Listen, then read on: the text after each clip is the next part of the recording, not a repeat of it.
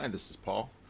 David French is a political commentator. He's a member of the PCA, Presbyterian Church of America, which is a denomination you might describe as a bit more conservative than the Christian Reformed Church. The Presbyterian Church of America doesn't allow women elders or women pastors. He lives in Nashville. We have at least one mutual contact of sorts. A couple of pieces. I don't know if this is going to be one. It's definitely going to be one video. I might split it up into two. We'll see how long each part goes. Probably longer than I intend.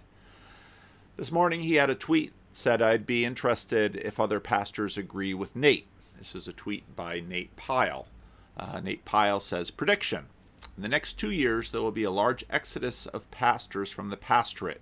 Every pastor I talk with is exhausted and, to a degree, frustrated.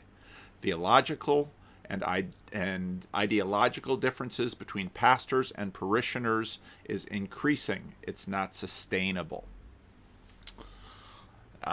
Somebody then sent that to me, my attention, and those of you who follow me on Twitter, when you find stuff I'd be interested in, I do love it when you sort of notify me. And Twitter, for all of its failings, is brief. And the brevity is, of course, its glory and its use. And Nate Pyle's observation, whereas when I look around at my colleagues, the colleagues that I know best, I don't know any of them that are sort of on the edge, but the idea doesn't surprise me at all. Skyjatani, whose career I've followed a bit, he was Phil Vischer's interlocutor back when the Phil Vischer podcast was on YouTube, which I followed on YouTube pretty closely. In some ways, Phil Vischer preceded me in this space. He's still on audio, and sometimes they do YouTube. So Skyjatani was a former editor at Christianity Today. He's an evangelical writer, thinker, celebrity pastor. He doesn't have a real congregation. He's kind of out there doing stuff. I think Christian Missionary and Alliance in the same church as Phil Vischer. And Skyjatani's written quite a bit about the evangelical industrial complex, as he calls it, which is part of the reason and part of how I came up with the idea that in many ways evangelicalism is less an ecclesiastical entity and more of a marketplace. I talked with Dr. Dumais about that in my interview with her last week.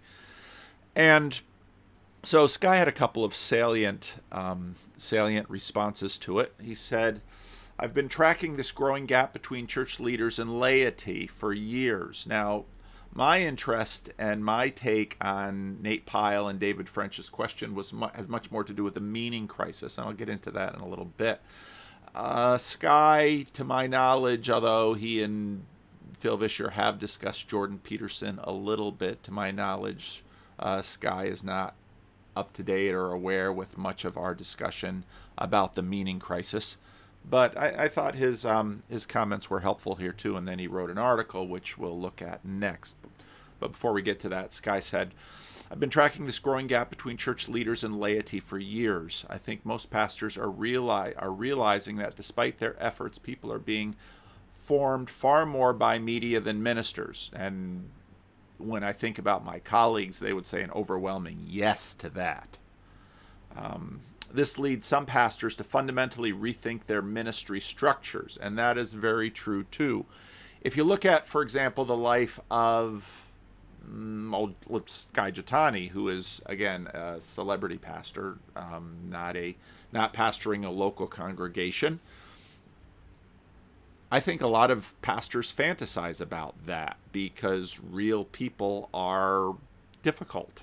And if people just leave you alone, you can sort of think what you want and imagine the church as you please and go out there and maybe critique and complain about it. But, there it is. Is this an area of ministerial burnout for people?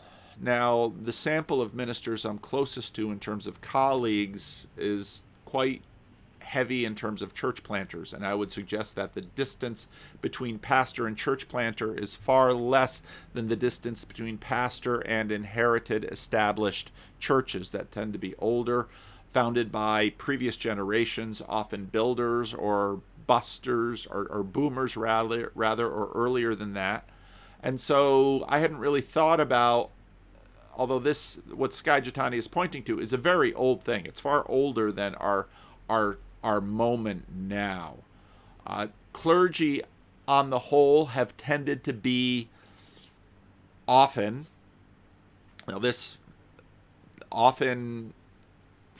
better educated, at least theologically, sometimes in the humanities, than their congregations. It's not as it once was. When my grandfather pastored churches, he was, especially the churches he pastored in farming communities in the Midwest, he was quite likely the best educated person in the community. With a suburban or urban congregation, you'd regularly have PhDs in your congregation, but what it means to be educated has also changed significantly in that the siloing of education has seriously impacted your ability to presume knowledge based on the level of degree achievement. For example, a PhD in science might have read almost nothing in terms of the humanities, and the minister up in the pulpit might know almost nothing in terms of science. And so there's a big gap between clergy and laity, and the theological gap. For centuries, it's been true that especially in modernity, that clergy have been, let's say, more liberal. Now I'm thinking theological liberalism here, more liberal than their congregations. That certainly has been true within the Christian Reformed Church. And again, we'll get into populism in a little bit. Sky's next tweet in response to this is, others have accepted this reality and accommodated to it with silence to keep their churches and careers intact. This we would call corruption, I would say. And still others have decided to fulfill their pastoral callings outside the institutional church. That would be skyjatani. Leaving a paid church job is not necessarily leaving ministry. Again, that would be skyjatani. And I have certainly known and seen that for many of my colleagues, once they get into about the point in their career that I am, many ministers weary of having a congregation. People are complex. Dealing with people on a pastoral level takes a certain degree of patience, kindness, generosity, and ministers wear out.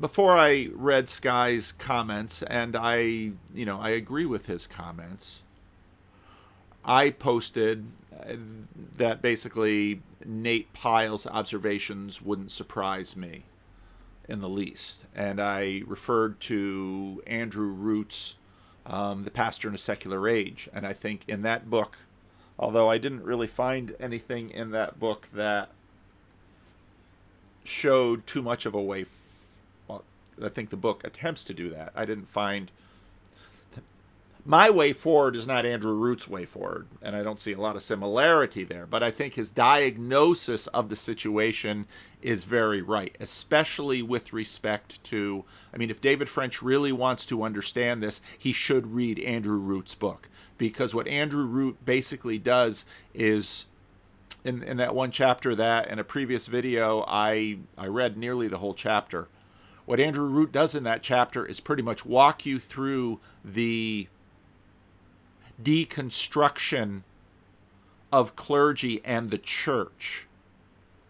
And again, because pastors tend to be better educated in their own fields, and if their education in fact exacerbates the meaning crisis and doesn't relieve it, you can see the crisis of church and the ministerial vocation very aptly laid out by Andrew Root. And Andrew Root this is not his only book. He was a youth pastor. He wrote a tremendously perceptive book on divorce. And so I've got a great deal of esteem. Maybe I should have tried to talk with Andrew Root. But the problem with those conversations with people like that is, he doesn't have any idea where I'm coming from. And so it makes those kinds of conversations not ideal. Anyway, but Andrew Root's book is definitely a worthwhile read if you're in the ministry or considering a career in the ministry, or even just understanding why and how church has changed. And I think especially going into what Nate Pyle, again, I don't know that Nate Pyle is at all up to date on our meaning crisis conversations. David French probably should be as a journalist. Randy Blacketer is a friend of mine. He was a classmate of mine. He went on to get a PhD in church history, wrote a book on limited atonement, I believe, on the canons of Dort, has been working on a project of a new translation of Calvin's Institutes. Randy is no longer in the church, and I think some of that has to do with his outspoken political nature, which, if you follow him on Twitter, is there for all to see. And Randy very much was in sync with David French's. Now, David French is a conservative. You're not going to go to the PCA without being a conservative in many respects. But also, he's a never-Trumper. And so he's really, in some ways, part of, let's say, Republican establishment. Randy Blacketer agrees 100% with David French here. I left ministry in 2016. Many American Christians, he puts Christians in scare quotes, are simply bigoted culture warriors, and I cannot discern Trump from Christ. And given the choice between the two, I'm not at all sure they'd choose Christ. Now, Randy pastored, I believe he pastored a church in Canada. I didn't look this up, and the purpose of this video is not an expose on my friend. And whatever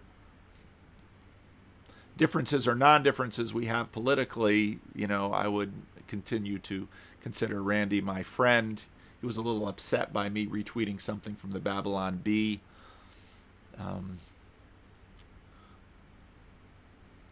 But Randy pastored some conservative churches, and I think he ran into, my guess would be, just off the top of my head, 70% of the Christian Reformed Church voted for Donald Trump.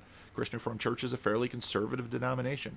Christian Reformed Church was a conservative breakoff of the state church, and those aspects within the Christian Reformed Church have been persistent, even though the Christian Reformed Church also has a left wing, and the left wing of the Christian Reformed Church has tended to be in the clergy, not so much Calvin Seminary. Calvin Seminary has tended to be in the conservative span of the Christian Reformed Church. Calvin College, more moderate or liberal, generally speaking. And so, again, if you're used to the interplay between politics and religion in evangelical denominations, this will surprise no one.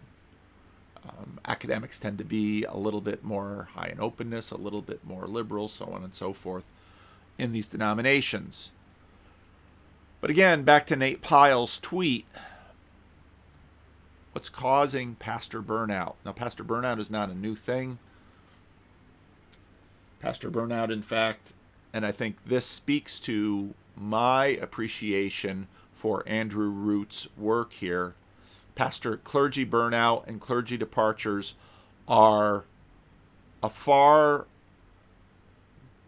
have a lot more to do than, I think, just with Skyjatani noting the difference between clergy leadership and then the flock.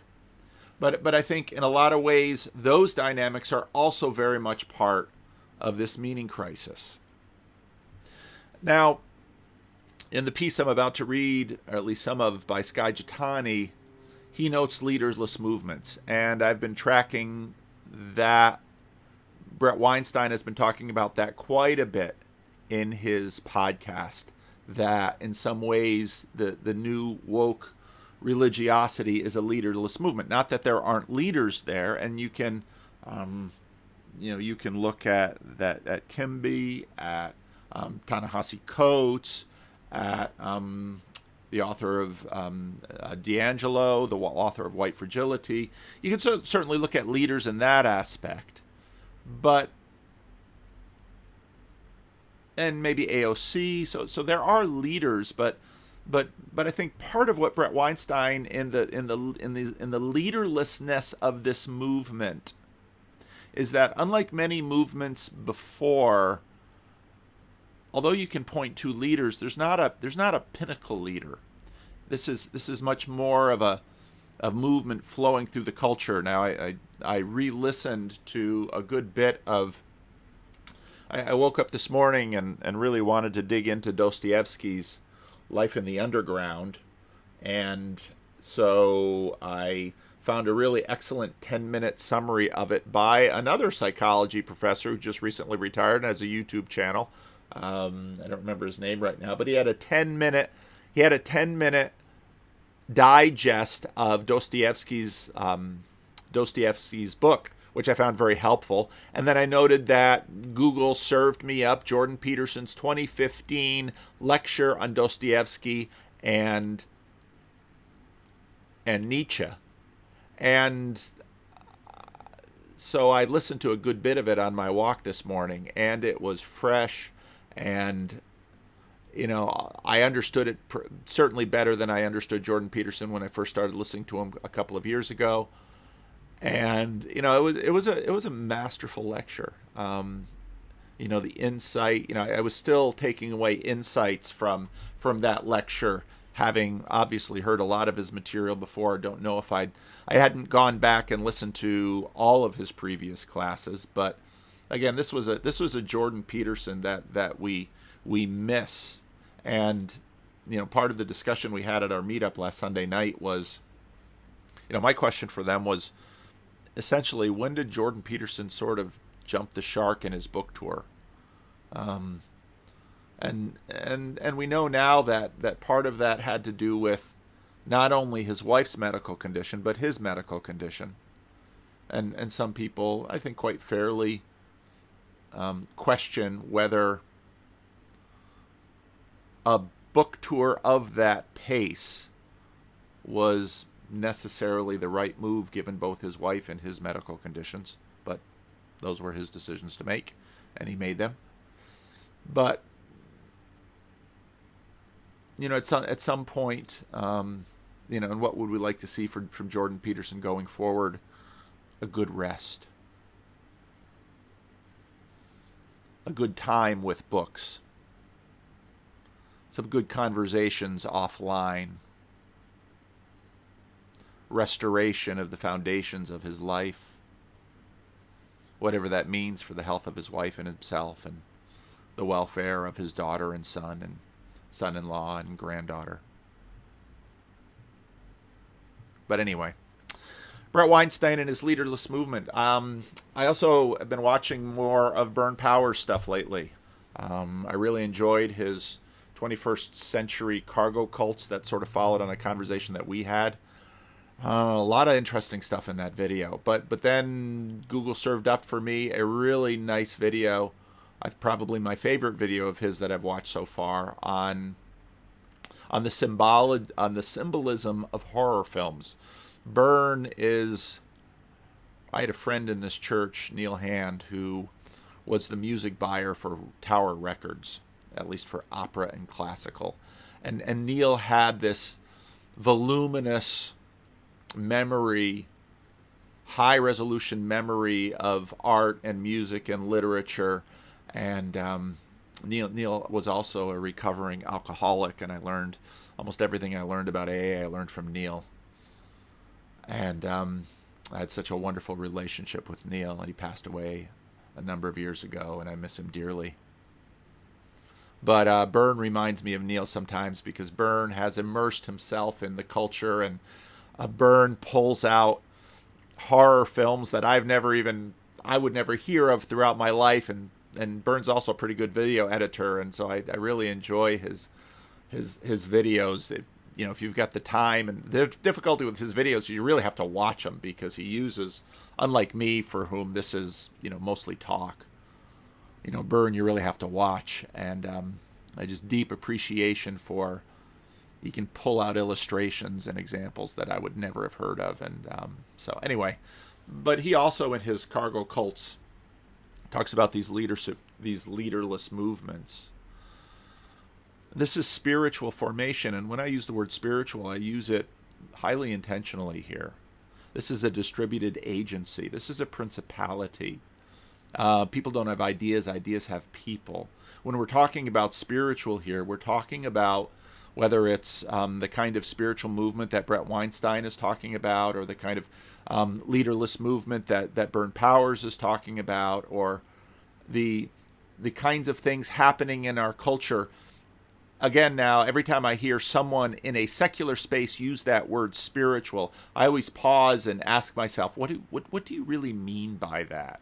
And please lay out, one of you who sends me emails fairly regularly, quite good emails from blog posts and some other things, sent me an email recently on the need to return to ontology, because in many ways, to use that word spiritual, you're going to be backing into an ontological conversation with respect to being at its deepest level, and the assumptions that we bring to that. Because my best understanding of the secular term spiritual is an acknowledgement of a lot of what Jordan Peterson deeply tried to address, to the chagrin and dismay of the waning tide of new celebrity atheism, that there are movements and agencies and powers that are at work that aren't necessarily instantiated or fleshed out in individuals. In fact,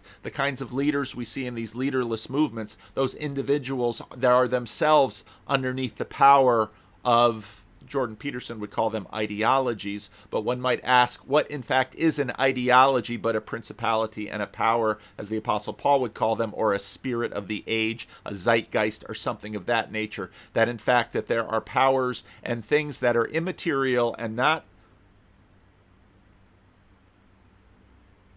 non-human, that are above and beyond us and beside us, that are in fact at play.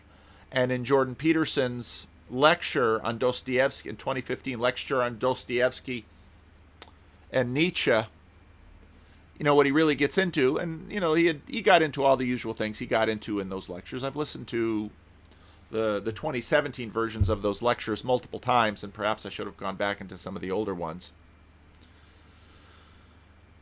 That when he talks about what had happened in Germany in the 1930s, and what happened in what became the Soviet Union at the end of the First World War. And Peterson notes nicely that you can't blame this all on Hitler and Stalin, that something else is possessing the land.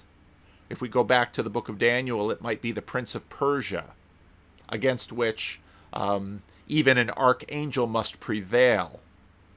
I think about the Apostle Paul, Ephesians 6, we battle not against flesh and blood, but against principalities and powers in the heavenly realm. And even if you're a bit skeptical about non-human consciousness, there's no question that these spiritualities have agencies that move people and nations and history and time. And that, in fact, when I'm making a video here in my chair or doing something else, I am engaging in a sort of spiritual warfare. Now, a lot of people might have questions as to whether Christians who are on their knees in prayer are also engaging in spiritual warfare. Well, I think what the church needs to do is update its language about what we mean by the spiritual. Now, skyjatani, well, I'll get to Sky's piece in a minute, but I think this all has everything to do with the impotence of the church, which David French, writing from Nashville in the Bible Belt, likely does not feel anywhere near as strongly as one might feel on the coasts. Sacramento, 31% of people call themselves religious. In the United States, the number is, I was working on the church website, so looking up some statistics. In the United States in 1990, something like 85% of Americans considered themselves religious, and that number is somewhere like 69%. But in 2015, I think in Sacramento, 37% of people called themselves religious in Sacramento, meaning that if you're on the coasts, religiosity not so much, which means that being a pastor in a place like this, you tend to notice it. You know, you can't just harvest from the masses of religious people. But the impotence of the church, and I don't remember what interview it was, or it was even a recorded conversation, but, you know, part of what got me into this was Jordan Peterson's doing his thing, and I look at him and I say, well, what's the matter with me? This man whose identification as Christian is ambiguous, lectures to a packed hall of 500 to 600 people in Ontario, another highly non-religious place, Ontario, Canada, people paying $40 a pop to be there, and eventually taking his tour on the road and talking to hundreds of thousands of people, his videos gaining millions of views, and he doesn't believe at all. Or that's not exactly, his belief is different from the kind of standard you would imagine in an evangelical church, and he critiques evangelicalism and fundamentalism, usually kindly, but often aptly. So we have the impotence of the church. And we have one of the things that I've been noting as I've been having more conversations about estuary, and people making some videos that are unlisted about it, responses to me, the interest in estuary, not so much Livingstone's online, which is interesting to me, but estuary. What about this open space grabs the interest of people who are either have walked away from the church, didn't grow up in the church, or kind of thinking of leaving, or at least feeling the chafing within their churches. And then, of course, the meaning crisis. Skyjatani wrote this piece. And I thought it was a good piece. Who's really leading evangelicalism? The shepherds or the sheep? Now, inherent in that title is the question, what is evangelicalism? Who's really leading the Roman Catholic Church? Well, you sort of know. It's Pope Francis. Well, there's that other pope, but we won't talk about him. The one that Mary really likes. He's not pope anymore, but he's still alive, and yeah. Recently, a priest in Sacramento was excommunicated from the Roman Catholic Church because he keeps using Benedict's name in the Mass instead of Francis, and so they kicked him out. Maybe I should look him up and see if he needs an estuary. But who's really leading evangelicalism? The shepherds or the sheep? Hint, it's not the shepherds. Is it the sheep, or is it a principality and power? Is it a spirit? 20 years ago, when I was engaged to my future wife, a counselor told me the key to a successful marriage is not who you are on your wedding day, but who you are becoming. Healthy couples grow together over time, not apart. Based on that wisdom, the marriage between American evangelicals and their leaders is heading for a divorce. Now, which leaders? Because evangelicalism, by its nature, had churchless leaders. In the Dominican Republic, in the little denomination, the Christian Reformed Church of the Dominican Republic, where I worked, you couldn't be a leader in that church if you didn't have a local congregation, and that was a pretty good rule. And we had a pastor in our zone, which was sort of like our classis, our little cluster of regional churches, who he was a pretty shady guy. He was there was a lot of stuff going on, and nobody really trusted him. But those who were born Haitians and didn't have legal standing within the Dominican Republic sort of used him and deferred to him because he was of Haitian ancestry and he spoke fluent Creole and he was better educated than the other pastors, but everybody knew that you couldn't trust him with money or maybe even with your wives. So I have a classic story.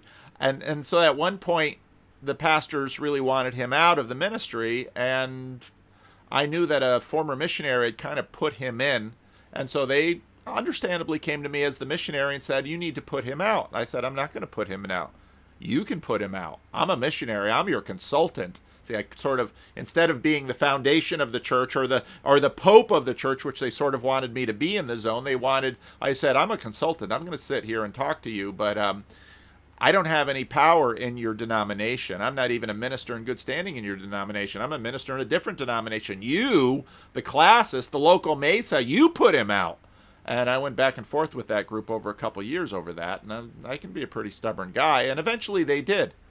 And part of the way they did it was they told him, you don't have a local church because you can't find 10 baptized Christians who want to call you their pastor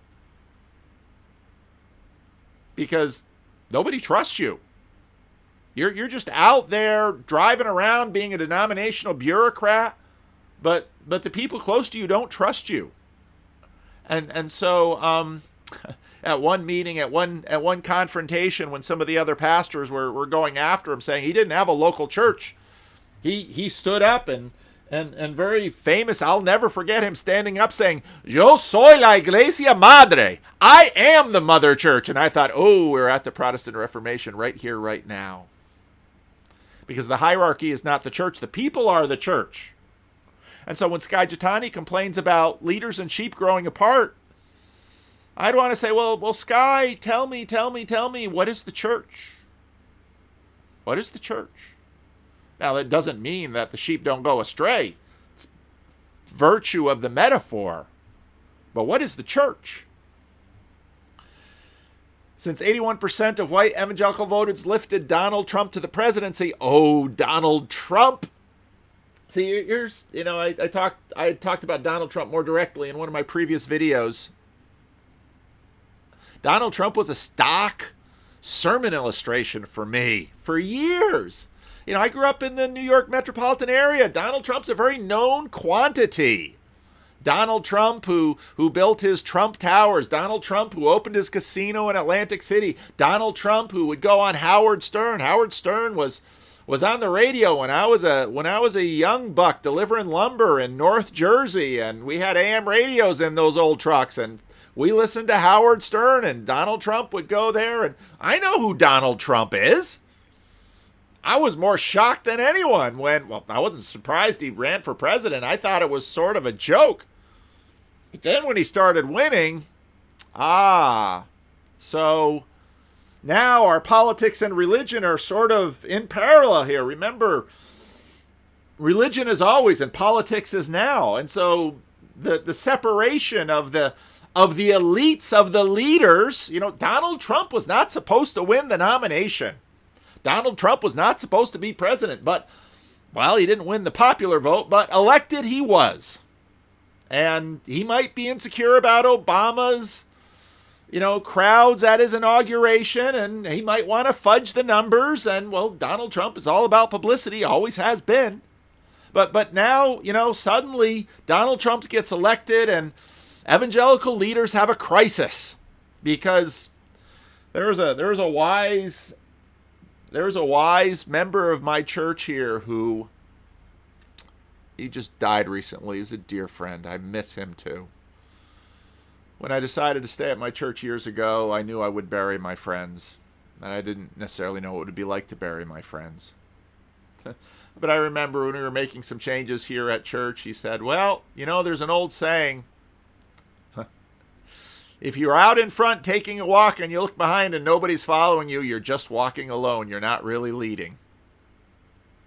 So here are all these evangelical leaders and the sheep aren't following. Are you really a leader? Or do you just have status in a publication on a magazine or someplace else? Well, some people are following. Yes, some people are. And of course, the evangelical church is divided, but I get this 81 number thrown out as white evangelical voters again and again. Many evangelical leaders were wondering what happened to the movement when they were supposed to be guiding but hardly recognize anymore. Well, which leaders? Because last I've seen, a lot of churches have pastors. Aren't those pastors leaders? Well, maybe you don't like their leaders. Or maybe your evangelical industrial complex is out of whack. Can evangelicals support immoral candidates and not lose their moral authority? I think Christian ministers have done pretty okay losing their moral authority all by their lonesome. How did evangelical go from a theological label to a political one? Well, that one's not too hard. It's the mass media. But it's not like evangelicals went there kicking and screaming. Billy Graham, pretty political. Not as political as Jerry Falwell Sr., but, that road was paved. And neo-evangelicalism, the founding of Fuller Theological Seminary, Billy Graham, we can name some of those leaders. Christianity Today, in many ways, trying to, what's the difference between an evangelical and a fundamentalist? Fundamentalist is someone to the right of you. Evangelicals trying to deal with modernity and the meaning crisis in a way that they don't lose the narrative thread with traditional Christianity. Because looking at the threat that theological liberalism, and what was theological liberalism a subset of but modernity, and all of this has to do with the meaning crisis. These questions have flooded blogs, editorials, and even mainstream media via articles by luminaries like Tim Keller, Mark Galli, Russell Moore, three men I respect. The latest book is written by Mark Laberton, president of Fuller Theological Seminary, featuring a collection of essays from diverse cross-sections of evangelicals, quote-unquote, insiders. But inside what? See, if you understand the modernist fundamentalist fight, in some ways, this tearing apart that skyjatani is talking about is sort of not dissimilar to the tearing apart of the end of the 19th, beginning of the 20th century, the dissolution of institutions and the founding of new ones. It's a continual process. It's sort of like Hawaii, where, they keep making new Hawaii. It won't be too useful for a while, but volcanism does its thing. Evangelical, quote-unquote, insiders wrestling with what it means to be an evangelical in the age of Trump. Well, I don't think Trump brought this on. I think, like many other things, Trump reflected and exacerbated, but he didn't bring it on. All of this soul-searching and hand-wringing, however, is unlikely to have much impact because, as Michael Lindsay has observed, there's a growing divide between ordinary evangelicals and evangelical leaders. Again, you're going to have to define an evangelical. Nobody seems to be able to. And my conversation with Dr. Dumais, she noted that when she started her book, she was just going to go by the Bebington 4, which you can look up. It's on Wikipedia, kind of this standard definition of what an evangelical is. And she very quickly discovered as she was writing her book that wasn't really going to work with the story she wanted to tell. A decade ago, Lindsay authored Faith in the Halls of Power. Ooh, there's that P word. Documenting the influence of elite evangelicals in American society, but he also recognized how little they resembled the rank-and-file evangelicals throughout the country. Those evangelicals who lead denominations, parachurch organizations, relief and mission agencies, who write well-researched books and publish editorials in the New Yorker. Not a lot of evangelicals get written up in the New Yorker. May walk the halls of power. Well, power's created by the evangelicals as part of the success of the neo-evangelical movement. Read Mary Worthen. Great book on evangelicalism. But they are not the voices actually shaping popular evangelicalism. Skyjatani's dead on right here. In fact, they're scoring evidence that even local pastors are having less influence on the evangelicals filling their churches. This is Skyjatani's point in the tweets to David French and Nate Pyle. During the 2016 election, for example, polls found that evangelical pastors ranked Mr. Trump last among Republican candidates, while ordinary evangelicals consistently put the malcontent mogul at the top of their lists. Responding to this finding, Ed Stetzer says, one of the few religious groups that national polls track are evangelical Christians, and it's hard not to notice a surprising gap between them and their pastors. I did not vote for Donald Trump. Some of my congregation did. I didn't vote for Hillary Clinton either. 2016 was not an anomaly. The gaps between elite and ordinary evangelicals have been growing for years. Back in 2013, the Evangelical Immigration Table called the Obama administration and Congress to pursue comprehensive immigration reform that included compassionate treatment of undocumented immigrants and a path to citizenship. The effort made national news because it was led by the National Association of Evangelicals, and its signers included leaders from virtually every evangelical denomination, college, university, parachurch, relief, and mission organization in the country. Evangelical elites made their views on immigration clear and anchored it in a robust biblical theology. Ordinary evangelicals, however, were having nothing of it. It's a good article. This guy's a great writer. But he doesn't stand outside this dynamic. He's very much in it because Sky's part of those elite. Almost always with an article, you read the last two paragraphs, you really get the punchline. I've also spoken to administrators at evangelical colleges navigating increasingly frequent conflicts between faculty, elite evangelical, and parents of students, ordinary evangelicals, who are distrustful of campuses that affirm political, cultural, and intellectual diversity.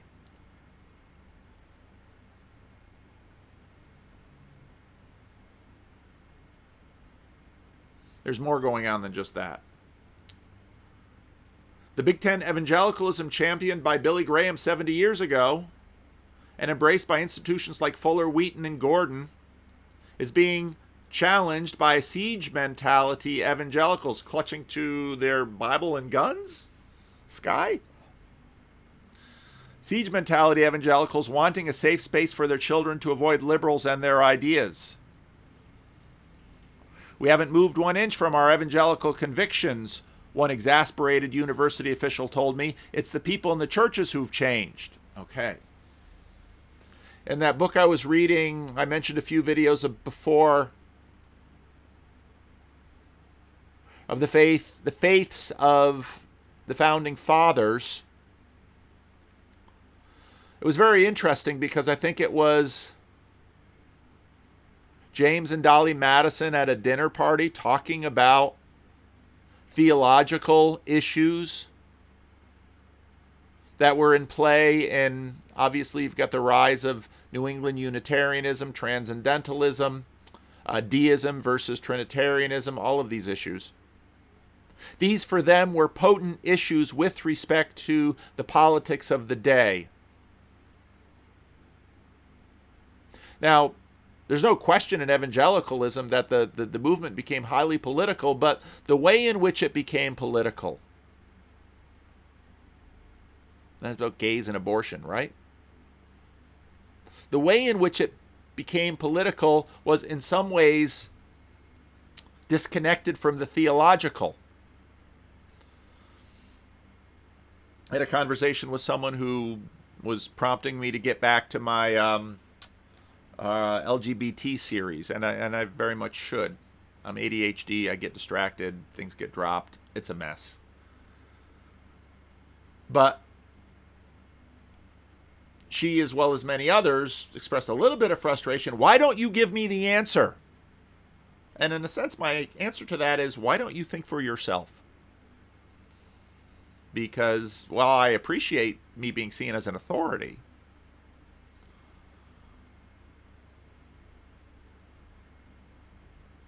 I'm not as concerned as whether you wind up on the same side as me with some of these issues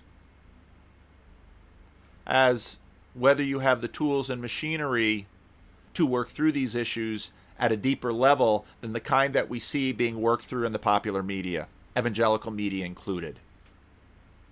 And this is not really to go against Skyjatani's point,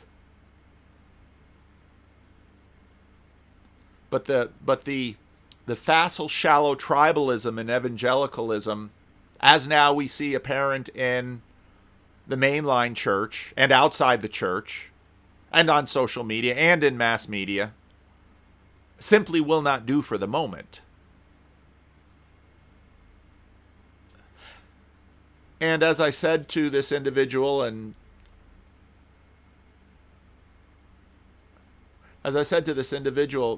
think in many ways the churches have let us down, and this is part of the reason behind Living Stones Online and Estuary, because the church needs to do better.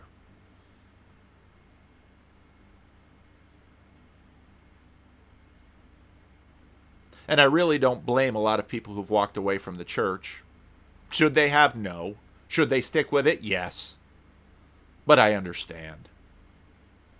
And I understand why pastors walk away from the church, because it's hard. Should they walk away? No. Should they do better? Yes. But I understand. I suspect in the coming years there will be a reckoning. I think the reckoning is here. Apart from a dramatic realignment or unforeseen intervention, the center will not hold. It's not holding. COVID is pushing it. And the divide between the elites and the ordinary evangelicals will become an irreparable breach. Probably something of like the breach that we saw in the fundamentalist modernist controversy. Now, again, thinking about that, and I don't believe any historian has written about it, and so I don't really know if it's the case, but it seems a little more than coincidental that the last major pandemic in the United States happened between 1918 and 1920, and you could probably mark that as pretty close, now these things move slowly, as pretty close to the end of the major rift between the liberals and the modernists, and the dawning of fundamentalism and the conservative movement. And yeah, you can draw lines in lots of different ways, but those lines get very complex very quickly when you consider, when you start looking simply beyond white and black. When you look simply beyond Protestantism and you look into Catholicism and the black church and Hispanic communities and the what we know of this period of time is exhaustive.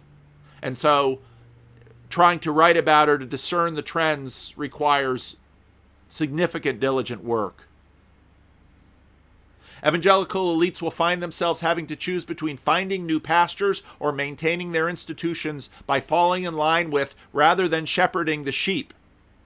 As the divorce between elite and ordinary evangelicals becomes more likely, one question remains unanswered. Who will get the kids? And at this point, it's very much unanswered.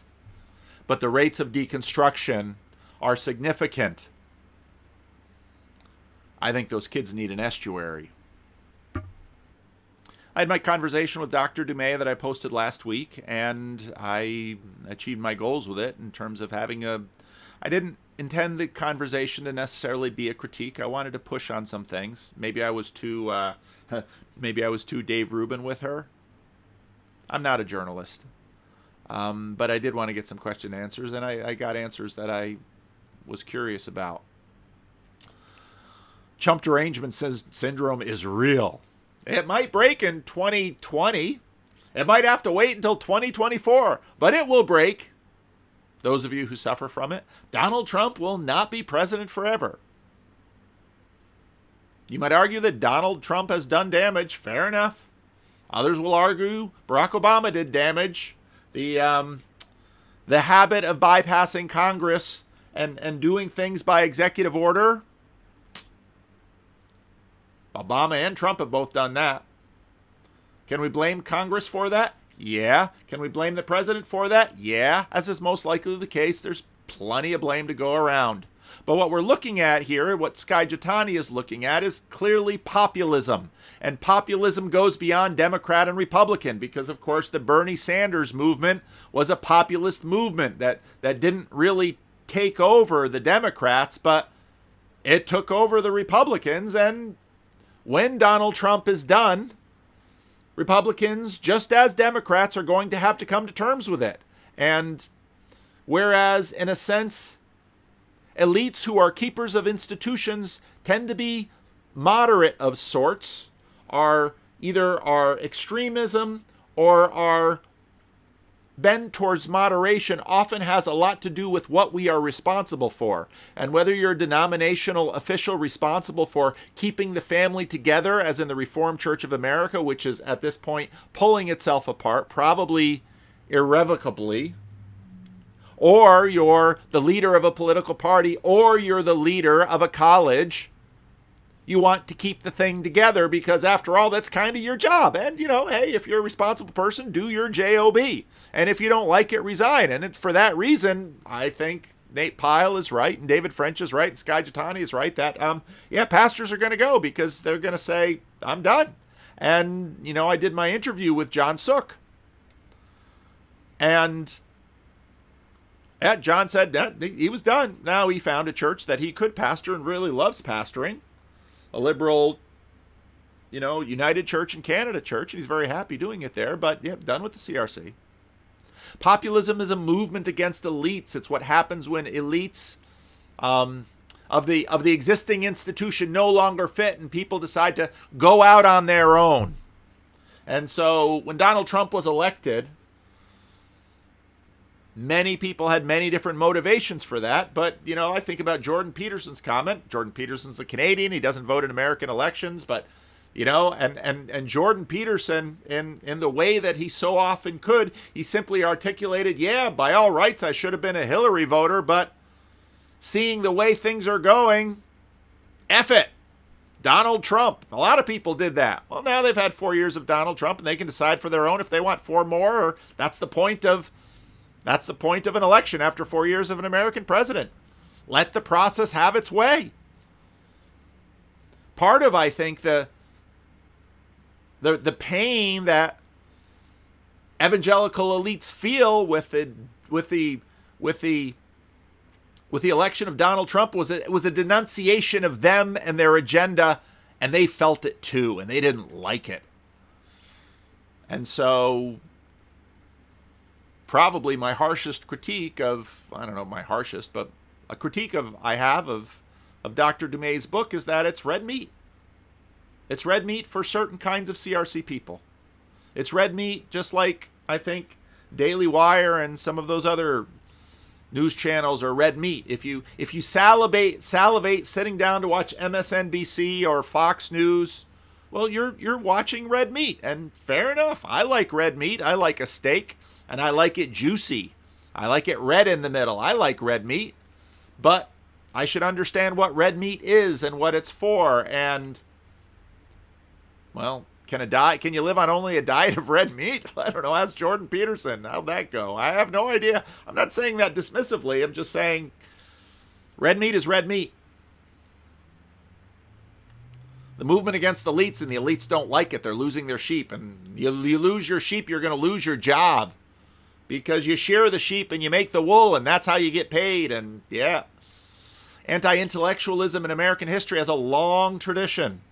American politics has long had a populist strain to it.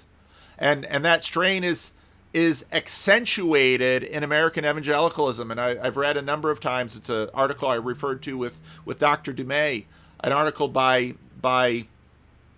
Mark Knoll about what happened when Americans, when they went over the Appalachian and lost those and left behind, the deconstructing, the leaving, the letting go of the church and starting your own ones has a long tradition in American church history.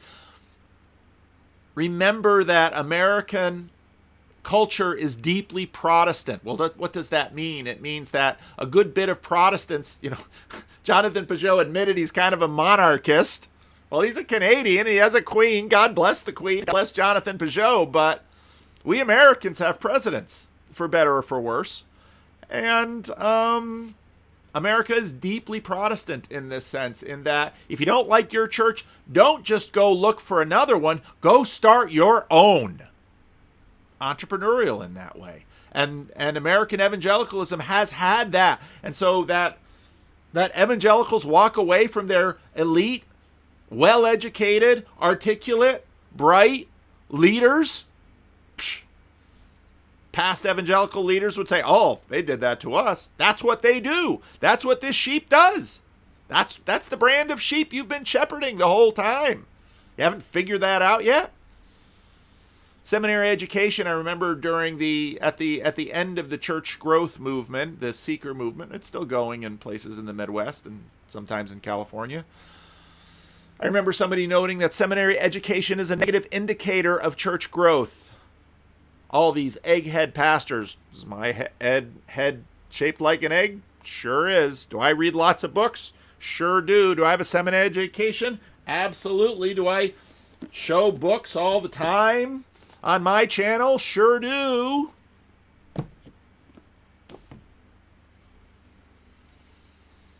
Negative indicator of church growth. My church is dying. I didn't turn it around. But then we complain about why? All that masculinity, all that rebelliousness, all that populism. I noted on Twitter, Grass Valley, or rather Nevada City and Grass Valley. Nevada City, they had a Black Lives protest. I was actually there last Saturday and noticed some of the Black Lives Matter signs and thinking, not a lot of black folks up here at all. But, you know, they had a universalist. Those towns up there, Grass Valley and Nevada City, are interesting little towns because if you're against income inequality and wealth inequality, don't go up there, because you walk around there and it's very clear that there's a few group of people who are very wealthy and there's a lot of people who are very rural. And I'll tell you, poverty is not just for the inner city. Some of the poorest places in California are rural areas. Just drive north of Sacramento, north of Redding. These are poor communities. You might have a rancher that has all of the money and then all the poor folks. We used to have a Christian Reformed church that I had some responsibility for way up north in California. And the pastor that went up there, he felt it. He kind of took the side of the poor folks. The folks who paid his bills didn't like it. I respect that pastor for that. I got a populist aspect to me too, even though I like books and like thinking thoughts and all of that. So what masculinity is toxic? Is it this white masculinity that's in Nevada City pushing around some of the Black Lives Matters protesters, or is it the black young men who are throwing paint on this old lady who's saying, I live in this neighborhood. You're not helping the black folks that live in this neighborhood by burning it down. I know a lot of black folks who feel the same way. But getting all up in her face and throwing paint on her and mocking her and masculinity? Are we against masculinity? Well, or is it masculinity? At one point I saw someone stand in and I don't know what he was saying, but I hope that young man was saying, hey, come on. Don't. If you're young and masculine and have testosterone, don't beat up on old ladies. What's wrong with you? Go pick on someone your own size. But then someone sent me this black male privilege checklist. And very quickly it seems, all right, well, we got to agree to the cookies. There you go. Track away. Black male privilege checklist.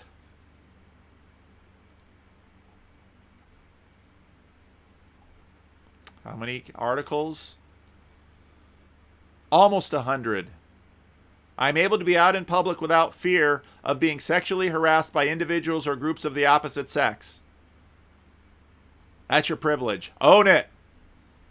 Masculinity. Well, they came for the white men. Sorry, my black male friends, they're coming from you. The Humanities Project, Arizona State University. Wow.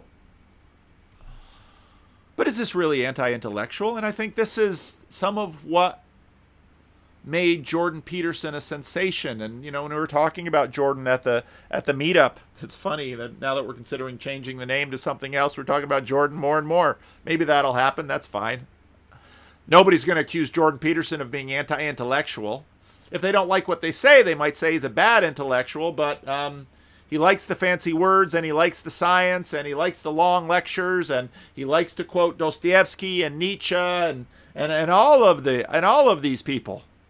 He's not anti-intellectual, and in fact, what Jordan Peterson created amongst a bunch of people, both in church and outside of the church, is a hunger for the intellect, and a desire to talk about obscure things, and a hunger to go back and read books and learn things. It's not anti-intellectual. Maybe the intellectual elites are a little sour because, well, a lot of them didn't like Jordan Peterson. Why? Because he could actually talk to the people, and they understood him. And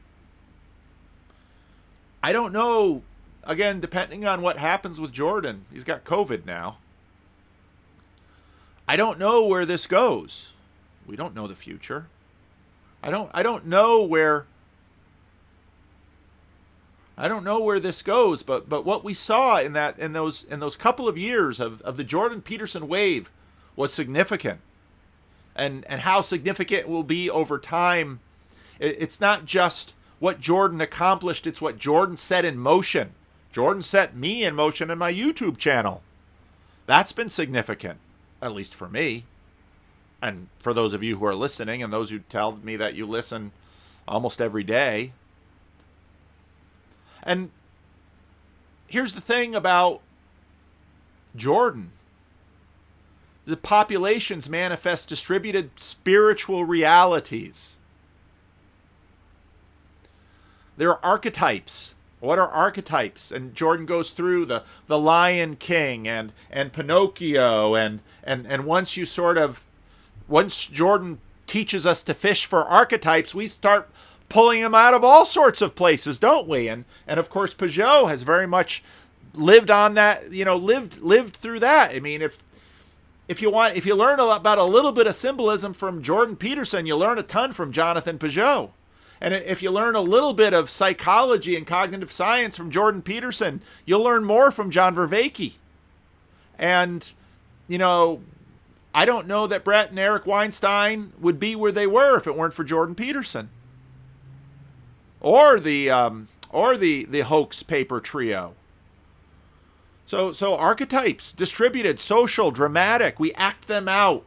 We like watching them being acted out.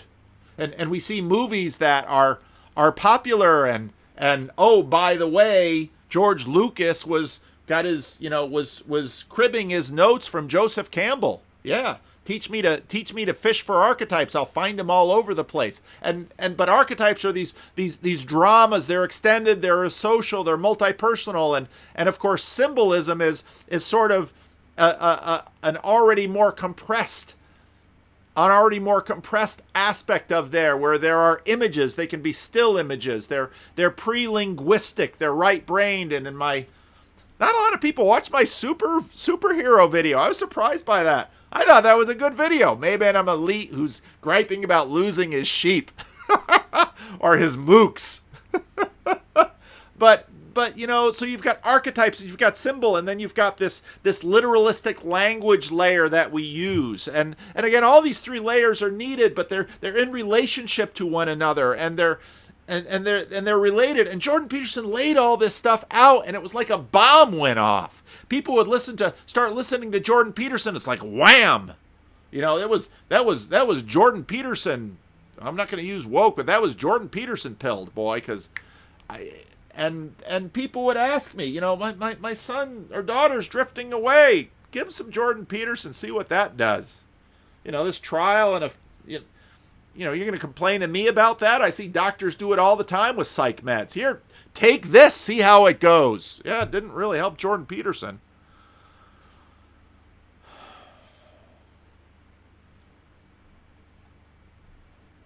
That's really where estuary's coming from. We need a sandbox or maybe a whole beachfront to kind of start building stuff and to talk. And, You need room to explore. We need space to grow. We need to plant some new plants. We need to try some new things. You say, well, Pastor, that's dangerous. Yeah, it's dangerous. Life is dangerous. Now, hopefully, and I've, sort of found my image for Estuary, which is this amazing monastery town in France, Saint Michael,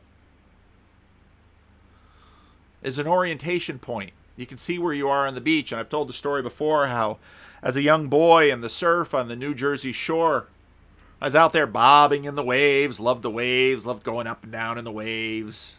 Didn't worry about jaws. But there's current going along on the beach, and it's sort of like spirit. And that current would move me down the beach. And then at some point, my mom would be on the beach saying, I'm like, what do you mind, Mom? I'm fine.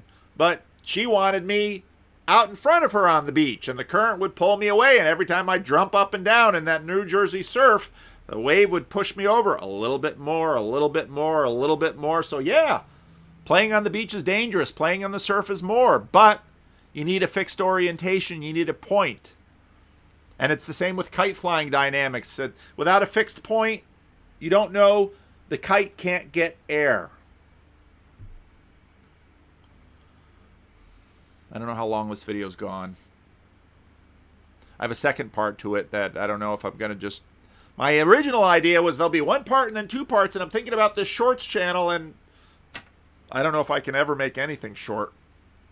I should really try harder. But the church needs an estuary, and estuaries are going to happen. You've got the outflow from the river, and you've got the sea, and the river's going to flow, and stuff's going to happen. So why don't you build your church by the estuary? And if you're already a church, why don't you start an estuary? What does that mean? I don't know. I'm still figuring it out. And so, as I said to Andrea's going to release a video this week, and I'll release it too. Because she had questions about estuary, and, she had some of the stuff that she had said on the Bridges of Meaning Discord. I thought I want to talk to her about that, because I want to talk about this to people, because I'm learning from you what we need, because I don't know. Because I'm living in the town. I'm living in the church. And I need to hear from you outside of the church. In that Jordan Peterson video, he mentioned Heidegger and care. And that's right. Without care, there's no life. It's deeply tied with meaning. So, I don't know. I'll pause here and then start the second half. More Trump, more David French. Like I said, I don't know if I'm going to split this up. At this point, I'm thinking I probably won't, because in many ways, as I look over it, the ideas come together. Bill Maher. I first noticed Bill Maher back when he was doing Politically Incorrect, and I used to TiVo that show and tape that show, and I used to use elements of that show from my sermon illustration. So no, none of this is terribly new. And I know some of you hate Bill Maher, and fair enough. Remember, comics are supposed to be beneath contempt. And Bill Maher is Bill Maher. Always has been, always will be. He's Bill Maher. So love him, hate him. And this will tweak some of you too. He doesn't like Trump, of course. But he had a video that's caught attention where he has a eulogy for Trump. And I noted on Twitter, even atheist Bill Maher. Atheist Bill Maher, who in 2008, sort of, at peak new atheism, makes a movie Religulous, where he kind of, does the new atheist thing and has all the new atheist tropes and on and on and on and on and on and on, and keep that religion out of politics. Fair enough. Fair enough. But of course, he had Jordan Peterson on, and I could see why he was fascinated with Jordan Peterson. Both, Bill Maher is definitely low in agreeableness. Jordan Peterson, not so much, but, Peterson's his own cat. And Maher, at least, likes to be a comic truth teller. And that's what comics should do. Comics should tell the truth as they see it. And, just because someone tells what they think is the truth doesn't, it's out there. Deal with it. Think about it. Push against it. Whatever. But he's putting it out there. And so, hey, Bill Maher's doing Bill Maher. And I don't have a problem with that. Doesn't mean I always agree with him. I mean, obviously, a guy who says religulous, and here's someone that believes in the virgin birth and the resurrection of the dead and the second coming of Jesus, I'd be subject to his mockery, but I could take a little mockery. But what really struck me about the Trump eulogy was I couldn't not have David Brooks. It was really a wonderful book. I really enjoyed this book. I wrote about it. I blogged about it back in my blogging days. You can find lots of blogs on my blog about this book, The Road to Character, because what he had is all these little tiny little biographies of famous people. And you know, whatever you think of David Brooks, he's a good writer. I've used this illustration a ton in sermons because I think it's excellent. It's just the introduction to the book. Adam 2. Recently, I've been thinking about the difference between the résumé virtues and the eulogy virtues.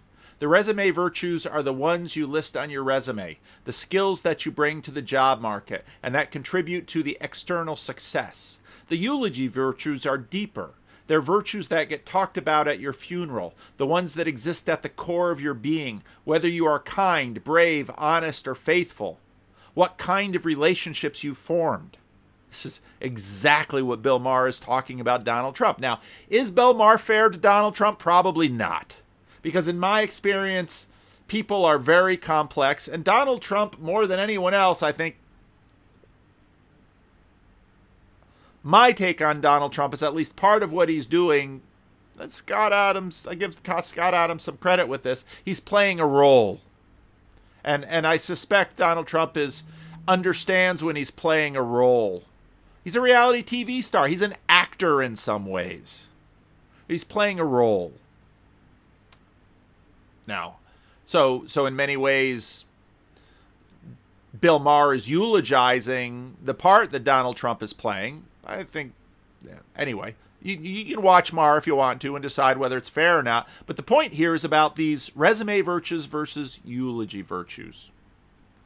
Most of us say that eulogy virtues are more important than résumé virtues. But I confess that for long stretches of my life, I've spent more time thinking about the latter than the former.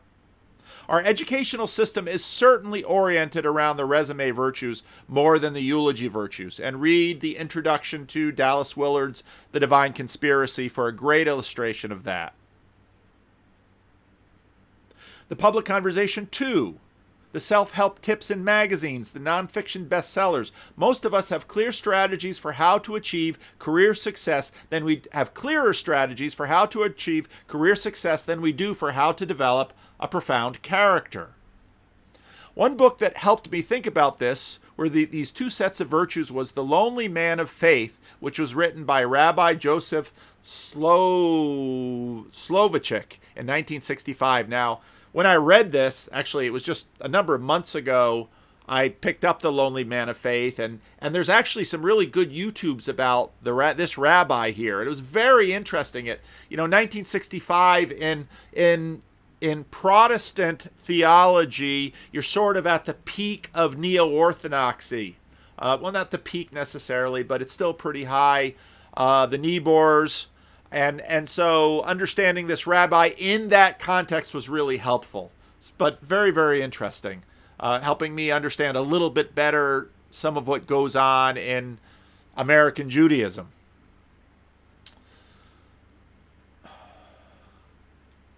And I should be able to say his name, but I can't remember right now. Slovovichik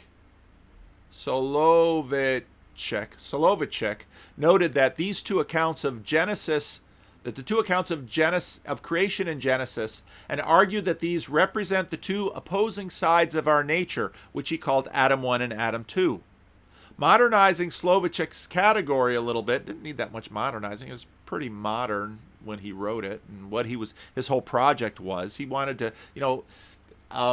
the history of Judaism in America is at least as interesting as the history of Christianity in America. Fascinating.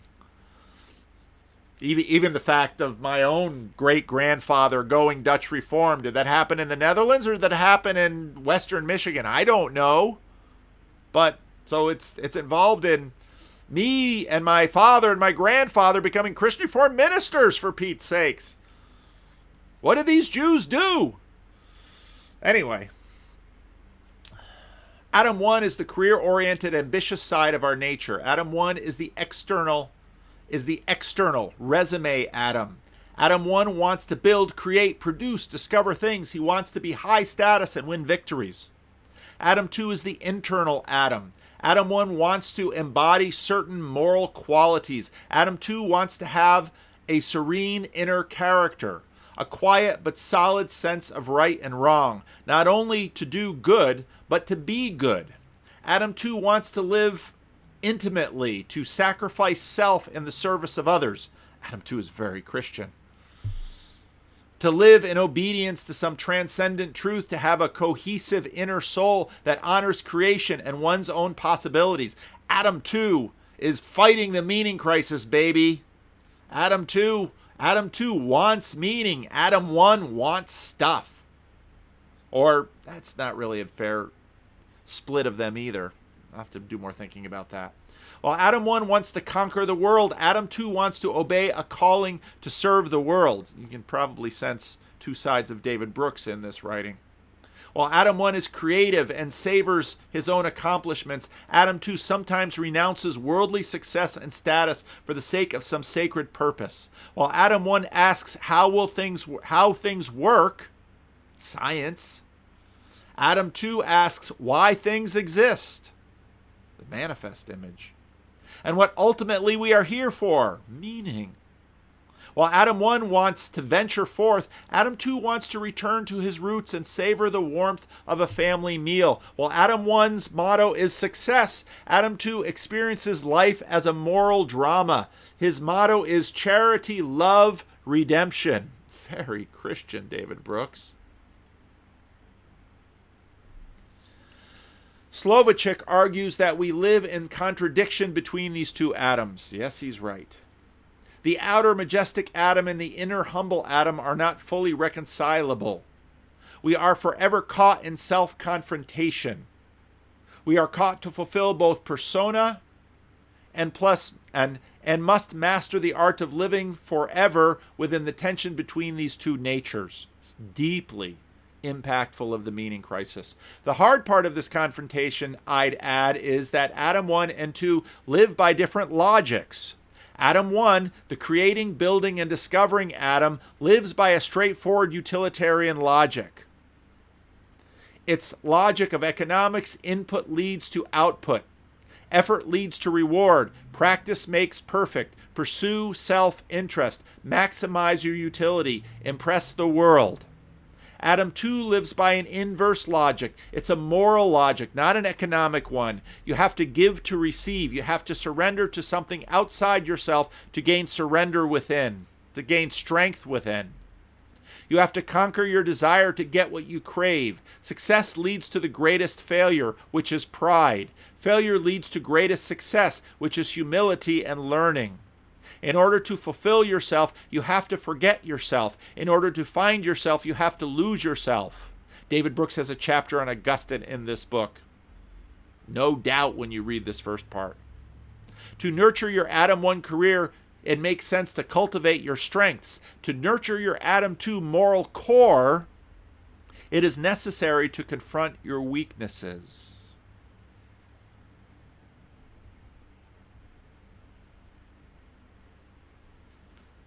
Which brings me to Jerry Falwell Jr.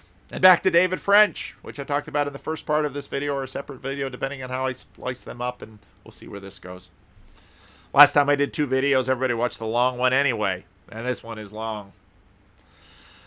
Jerry Falwell Jr. recently got suspended as president because of a picture he had with his wife's secretary. She pregnant, and I guess she, those jeans were a little restrictive, so she had her pants open, and I just thought it, Jerry Falwell,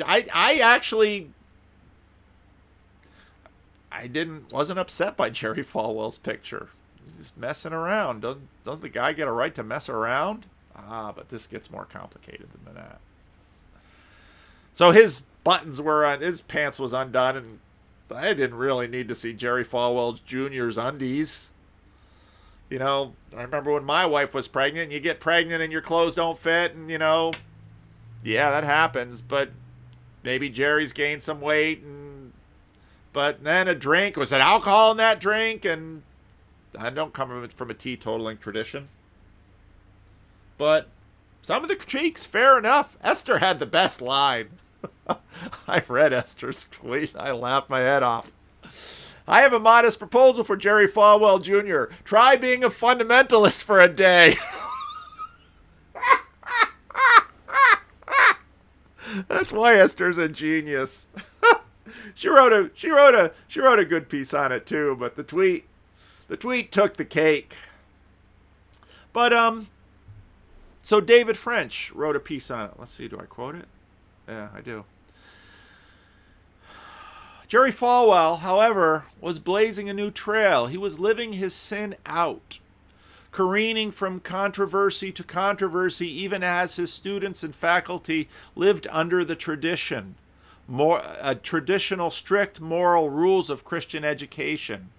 In response, Falwell didn't bother pretending to be a spiritual leader. Instead, his argument was higher education. There was a higher educational equivalent of a scoreboard. His success excuses his sin. And now it's getting interesting. Which Adam? Adam 1 or Adam 2? Is that really the right split with this? Now, in all fairness, a good friend of mine was recently Title IX out of Wheaton College. My friend, from what I can see, the charges were ticky-tacky. And knowing my friend as long as I have, I'm not surprised he violated some sensitivities. I'm skeptical that those were the real reasons they wanted him out. Maybe I'll get him on my channel to talk about that at some point. And Jerry Falwell tweets, "You're putting your ignorance on display." It's kind of like Trump here. Always take the offensive. I'm not sure it's going to work for Jerry Falwell Jr. Jerry Falwell, I've seen Donald Trump. You're no Donald Trump. If you really want to be the bad boy, be the bad boy. You know, if someone found a picture of Donald Trump with his arm around some hottie that wasn't his wife and his pants undone, so you shoot someone in the middle of Fifth Avenue. It's Donald Trump. You've put your ignorance on display. I've never been a minister, UVA trained lawyer, and commercial real estate developer for 20 years. University president for the last 12 years. Student body tripled to 100,000 plus enrollment from zero, endowment from $0 to $2 billion and $1.6 billion in new construction over those 12 years. There's a man named Galen Biker, former president of Calvin College.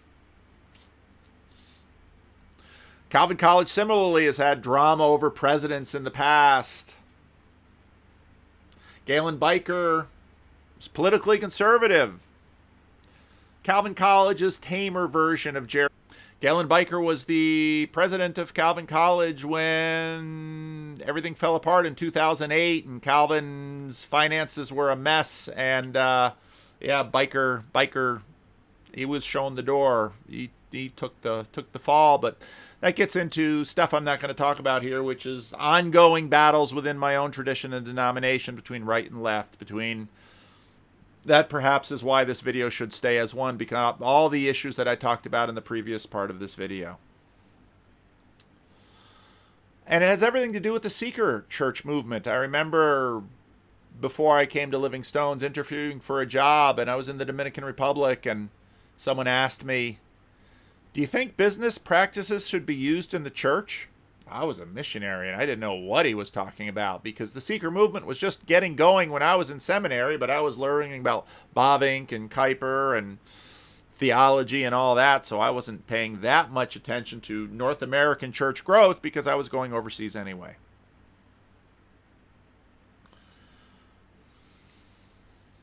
But the seeker movement, Bill Hybels, Rick Warren, seeker movement came in, and Bill Hybels, son of a successful businessman, sold produce. Bill Hybels' father sold produce. Christian Reformed Church member in Kalamazoo, Michigan. Good friend of mine, as a teenager, cut the grass for Bill Hybels' mom. These are all in-house stuff. How to use business practices, how to use media to help the church be effective in creating a safe space for a dangerous message. Bill Hybels' great line, one of his great lines. He's very good at lines. Bill Hybels, of course, his reputation slightly tarnished by a little bit of sexual scandal of his own. Jerry Falwell Jr., I'm not a minister. But you're a university president of a Christian college that is a fundamentalist college that has strict expectations of students. I went to Calvin College, not Wheaton. Wheaton had a pledge. Calvin didn't have one. Although they had some community standards for students. It was a dry campus, and smoking pot would get you in trouble. And, I was a security guard, so I had to enforce some of those things. But, yeah, Jerry, are you the leader of the band there or not? Make no mistake, David French goes on. Those are impressive stats, the envy of countless Christian college presidents. But these presidents, including the men I know, without fail believe their highest calling isn't raising money or building an athletic program, but rather demonstrating as best they can Christ-like servant leadership for students, faculty, and staff. We're Protestants after all, priesthood of all believers, one speed. We want everybody on the same page. We want this to be Geneva. And preserving the spiritual integrity of their institution from the top down. Now, again, I wasn't,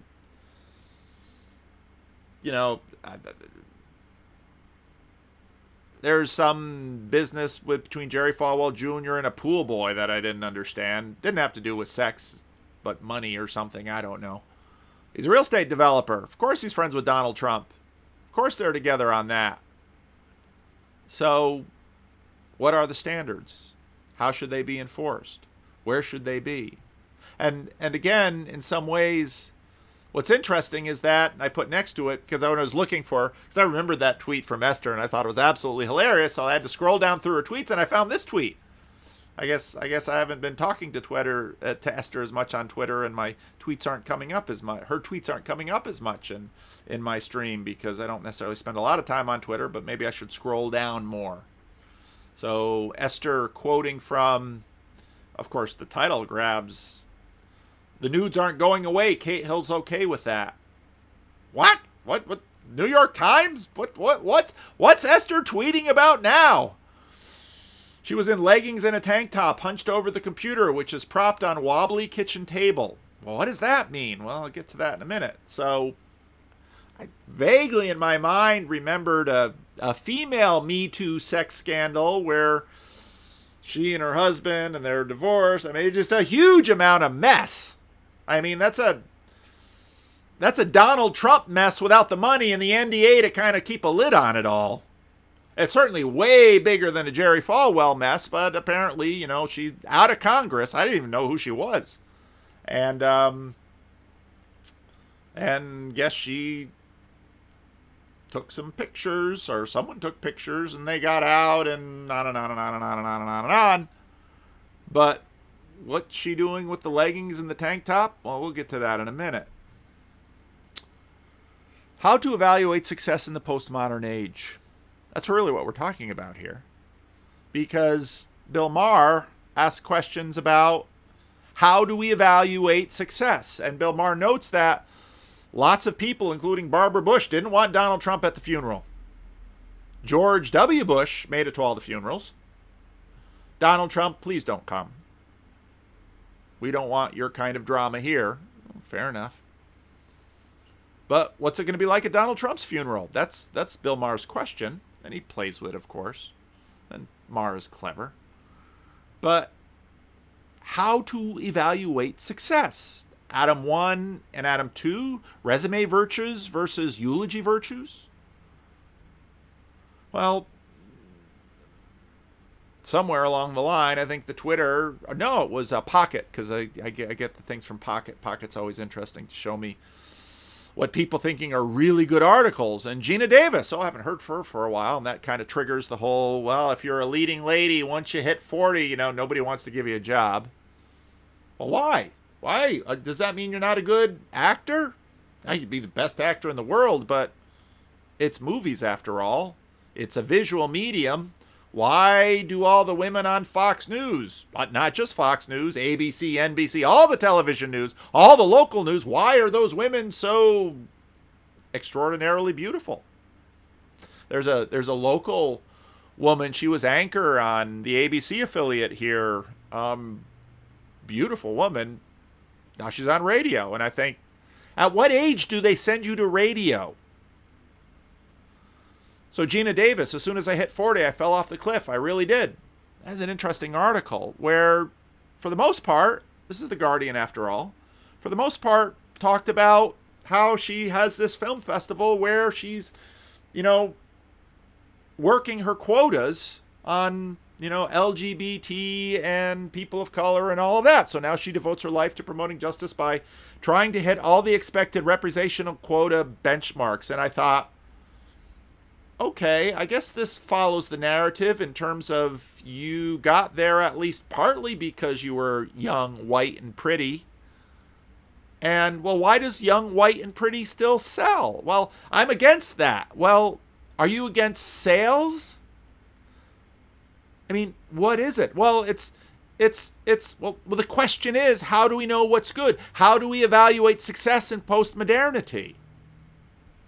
And that reminded me of this Edward Docks piece that was from July 20, 2011. And I first picked this up out of a Tim Keller sermon because he would drop the best illustrations. And so part of what I do is I'd listen to his sermons. When I'd hear a killer illustration, boy, I would get on my blog and type that illustration out and put it there. So again, those of you who see my blog, if you see that I post something and think, Pastor shouldn't post this, I can promise you there won't be any posts of me with my fly open, at least not intentionally.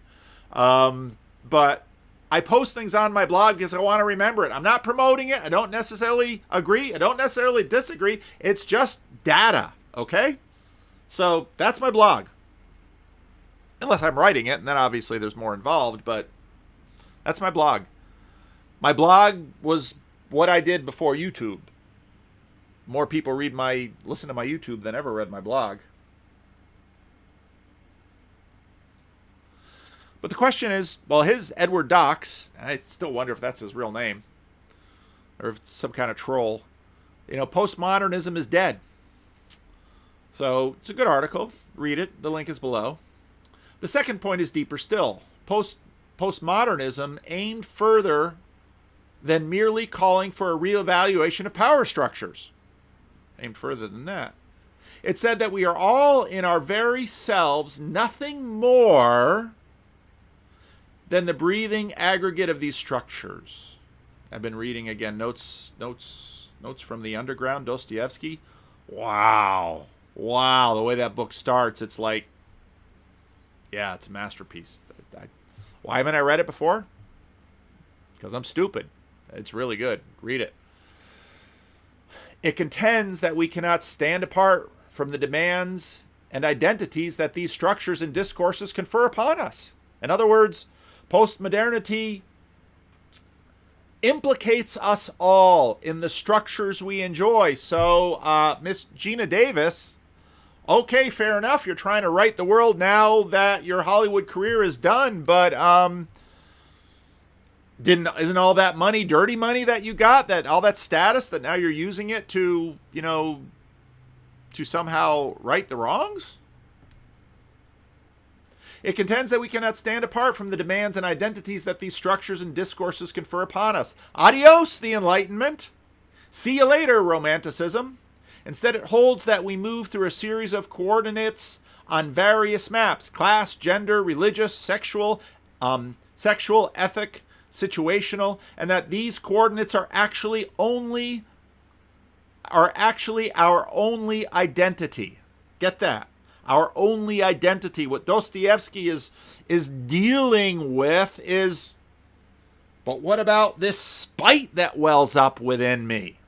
Where does that come from? That will smash the piano keys. That even if rationality and the new atheist vision of who human beings are supposed to be, I'd still smash them. What's the deal with me?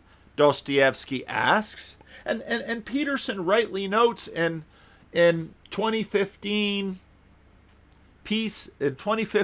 lecture on Dostoevsky and Nietzsche that Freud imagined, well, we're born healthy, and kind of taking a page from the romanticists that and then we get malformed by the traumas of our youth from our toilet training or the nanny that felt us up or what have you. Where others said, no, we're broken from birth. And here comes an Augustinian anthropology. Recently talking to someone who basically said, if you get your anthropology wrong, theologically, religiously, you're just not going to get anything else straight. And I think they have a point. And it's Thomas Sowell's point in many ways. But we're entirely constructed. But part of what Jordan Peterson deconstructs in that is, but not just the cultural class. Remember Brett Weinstein and his two tracks. We have the genetic and then the cultural. And in a way, the postmodernists want to say, oh, it's just the cultural is purely formed and constructed by all of this. And Jordan Peterson says, no, this goes back all the way to our friend the lobster. Even this squishy one that I have to blow up because he keeps falling off the shelf. That okay, fair enough. And what Dostoevsky in Notes from the Underground is really wrestling with is, am I somebody? Am I beyond just the piano keys? Or I'm beyond the malformation? Is there really a human person? That's the meaning crisis in many ways.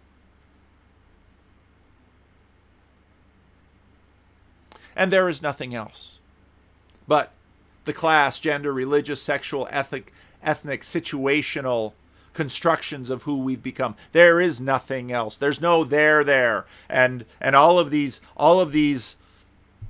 waving postmodern flags on top, but underneath burrowing down, looking for the secret sacred self, and then demanding, aha, this is who I am. I'm born this way. And the postmodernists say, you're not born anyway.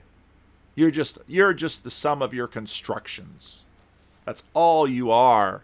So time to repent. And you would ask, why would I repent from that? That's all that I am. It's all that I can be. No, you can change. Where do you get that from? Change into what? That's as bad as Brett Weinstein's assassin robot saying, oh, I won't follow my programming. Well, it's plugged in. See, this doesn't have any programming, so it doesn't really... Will my computer stop following its programming? It's a closed system. It's all group A. To pull back that old video reference.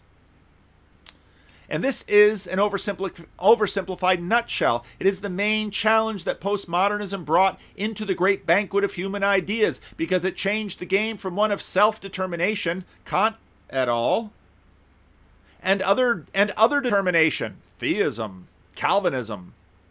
Am I constructed? I am constructed, therefore I am. I am oppressed, therefore I am. But here we come to the last of the trickiest questions of all. How do we know postmodernism is over, and why?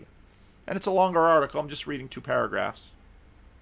And he works on that a little bit, and then he says, in other words, increasingly artistic success has become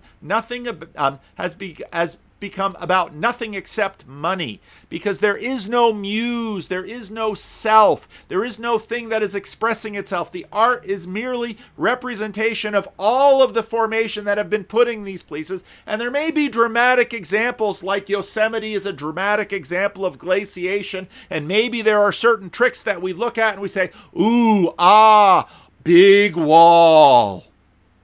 Ooh, ah, Eric Hodel climbing up it, but it's just us and our programming. It's no different from programming a little GIF that says ooh ah all the time, never ending. It's just programming. So how do we know? How do we know? How do we evaluate? Is it Jerry Falwell Jr. expressing the self-discipline of a conservative fundamentalist tradition? Try being a fundamentalist for a day, Jerry. Esther. Or Jerry Falwell Jr. is just doing what his business programming insists. Is there any Jerry Falwell Jr.?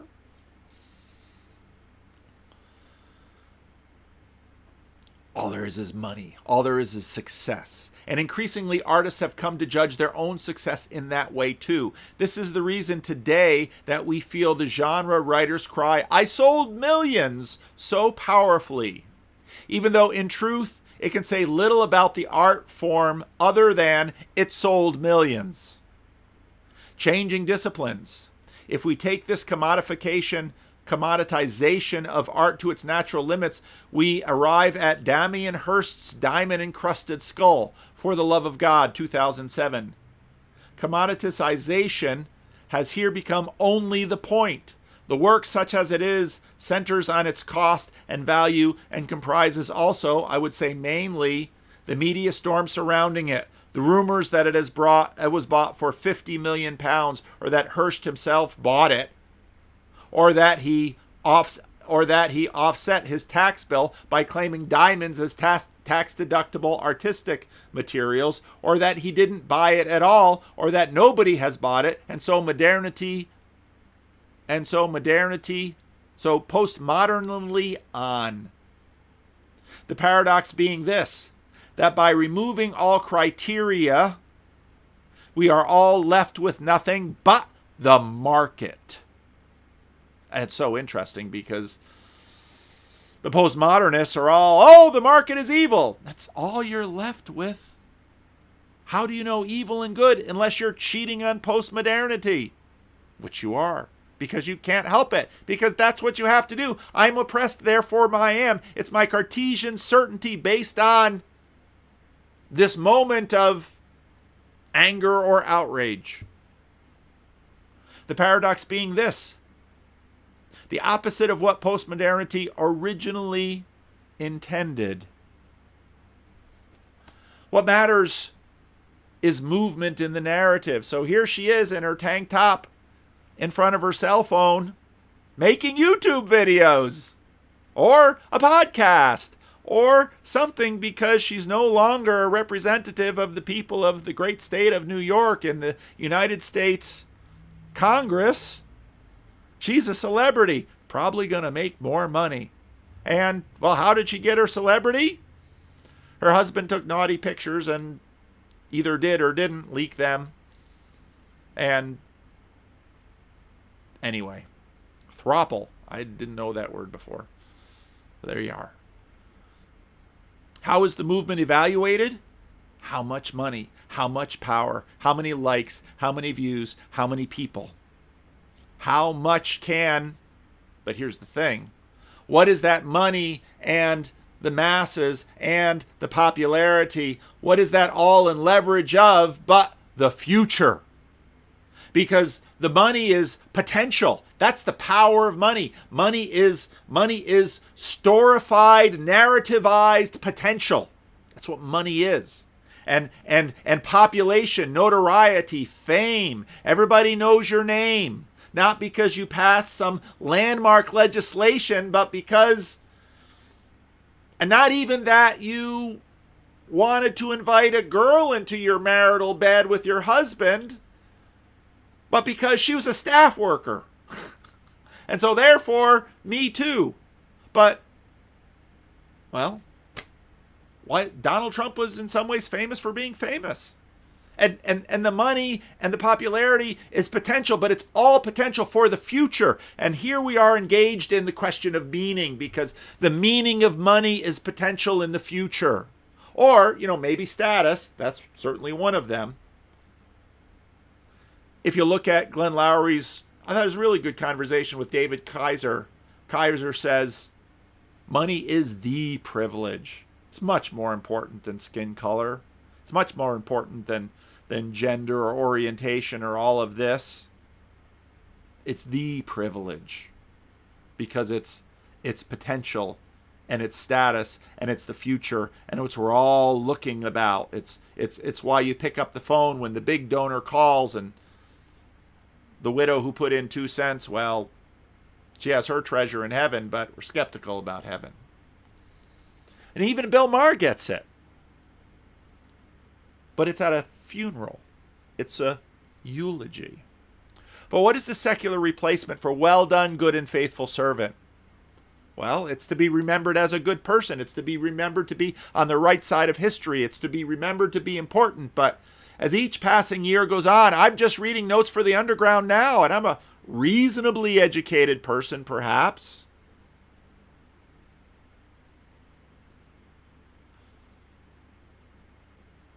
So who cares what they say at your funeral, right? Right? Donald Trump, do you remember what they played and what he sang as he had the first dance in the inaugural ball? I did it my way. Donald saying, hey.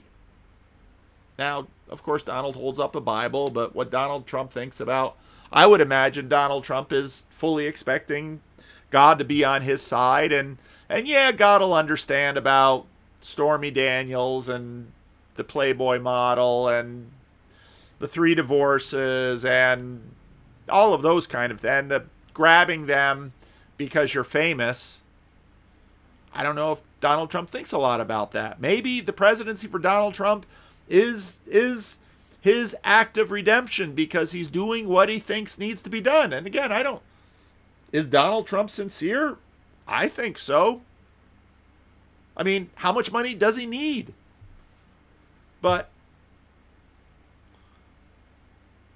to be a good person, well, now we're sort of going back to the Greeks. To be renowned, but the Greeks and the Romans, now we're back to Tom Holland. You know, Julius Caesar wrote his campaign in Gaul because he bragged about killing 1 million and enslaving 1 million more. Those were his eulogy virtues. And so what's dramatic about Bill Maher's little eulogy here is Bill Maher, who does ridiculous, Christian virtues all the way. Christian eulogy virtues. And he doesn't know it. And he doesn't know it. He's decidedly downstream from Christianity, even though he's mocking it all the way. Does that mean postmodernity is right? Well, it means it has a point. Well, what else does it mean? Does it mean he should read Dominion? Of course. Will he? Probably not.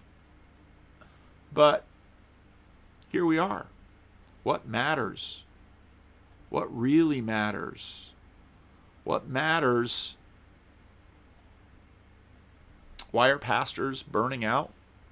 Maybe it will be one video. Why are pastors burning out? Most pastors get into it because they've got a sense that the religious matters. Because, you know, if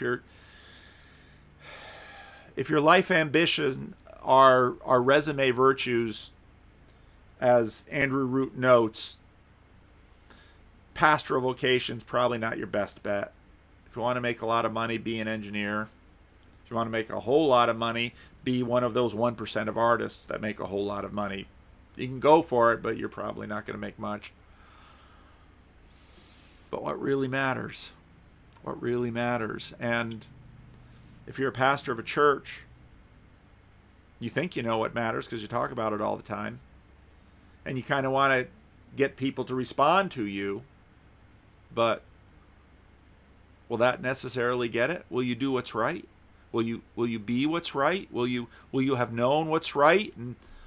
Or will you sing, I did it my way? Probably not.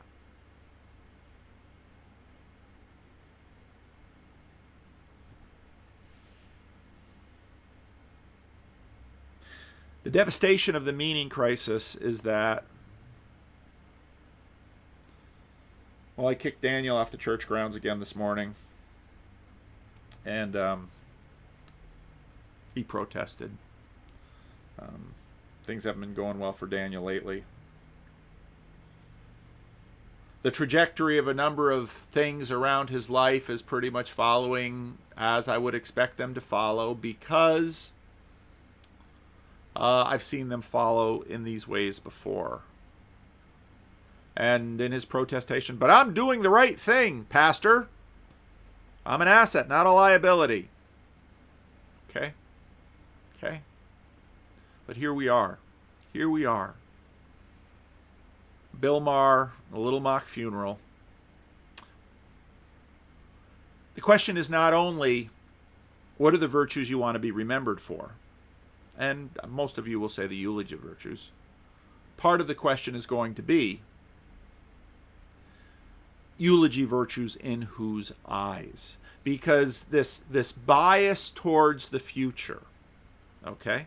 This bias towards the future, money is potential of the future. Well, you know, there's no U-Haul following the hearse. You can't take it with you. And so, is it renown? Is it fame? Or is it, in fact, renown in the eyes of one? That's what Christianity says. That's what various religions say. And I don't think we're about to kick this religious thing anytime soon.